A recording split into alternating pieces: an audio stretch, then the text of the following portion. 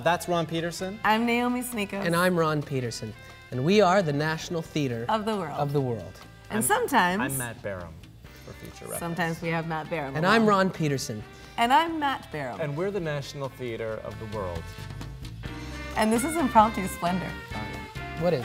Oh. Well, this is a EPK. You told me this was an EPK. I'm looking for 2 new cast members. If anybody wants to send me a resume, I'm absolutely interested in We're trying to I don't even know what show people what Impromptu Splendor is about. So this is the EPK about Impromptu. To be honest, we're trying to show you what Impromptu Splendor is now. Yeah. I don't even know what an EPK is. An electronic press kit. So what is Impromptu Splendor? Yeah, what is Impromptu Splendor? It's the 3 of us improvising a full-length play. Sometimes in the style of different playwrights. What are you, a detective? Sometimes. For your own memories? I have been a detective for my own memories, yes, sir. CSI myself. Sometimes in the style of famous literary giants like Steinbeck. That's why I get so mad. Because I talk about Mom. Oh, I get lost looking at you. You look exactly like her. People who come to see our show know that it's going to be different every time, and it's going to be based on what is going on in their life. And that's a rare experience in the theater. It's important in the theater to go and be able to identify yourself with the characters. In this form, we can immediately identify with what we're doing up here because the audience is telling us what they want to see. We need something that will inspire us to write the following play, because I swear to you, everything you see for the next hour will be made up. The audience always titles the plays that we do. And based on their title, it informs us of who we are, what's happening, where we are, what we're doing. We have researched this playwright, and we will be using his technique and his style to inspire the following play that you're about to see. We'll often design an entire set for the play beforehand, and that too is inspired by what you might see if you went to see a play by David Mamet. You might see something like what we have behind us, a desk, some chairs. If we were to do a Chekhov play, we might have different chairs. Different chairs? A different desk. I think what makes Impromptu Splendor stand out from other improv shows is our commitment as actors. Didn't she tell you? You think you got everything figured out? No, I don't. That's the whole thing. Yeah, you asked me to figure it out. He was blackmailing me. What? We long to tell great stories, and when those stories are still very funny. Your father, the one that you refer to as what? Dad. Dad, yeah.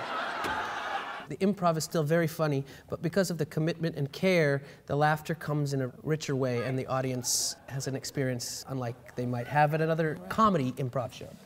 It's time to be a man. You know what, somebody said once that it's laughing with your heart, which I really like. Yeah. Because it's like we take moments that have truth in it and have silence, and we also take moments that have guffaw in it. Guffaw. Jokes. 100% guffaw. I think too. basically the laughs are richer because we believe in what we're saying. We're truthful with every moment. I like a piping hot breakfast, Alice, with eggs and bacon and sausage and potatoes fried in a pan, served up on a hot platter with coffee as black as night. And not the kind of coffee you put sugar and cream and stir it up, Alice. It's black, dark, pungent. The kind of coffee that pisses you off. Impromptu Splendor started at a place called the Comedy Bar in Toronto, Ontario. It kind of took off. Yes, and our intent was to bring together the improv and theater world, and to our luck, we were recognized by the legendary theater Passe Muraille and welcomed in to actually have a theater as our home. Yeah. And it was at Summerworks in '09 that we first had our first run of Impromptu Splendor. We did 6 plays in 6 days.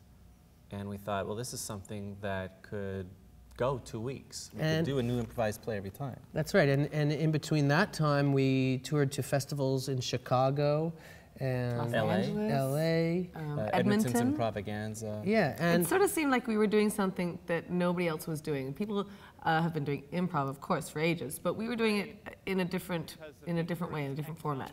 Yes, and now we're not only recognized as improvisers, we won the Canadian Comedy Award for Best Improv Troupe, but theater companies like Theatre Aquarius in Hamilton have invited us to do complete runs of Impromptu Splendor, and as well we're going to Halifax for the Supernova Festival. Yeah, it's kind of crossed a bridge between theater and improv in a really cool way. So it's not just all about laughs, but it's about theatricality, which I really like. It's bringing people who don't know theater into a theater, explaining it, and showing them the potential of theater, and it's bringing in theater-savvy people back to the theater and showing them what it is like when it's blown up completely open. Yeah, it's a whole new world. The National Theatre of the World is a whole new world. It's a whole new world. We cannot afford to sing that. No, we cannot. Even on an EPK? No. What's an EPK? Oh, here we go.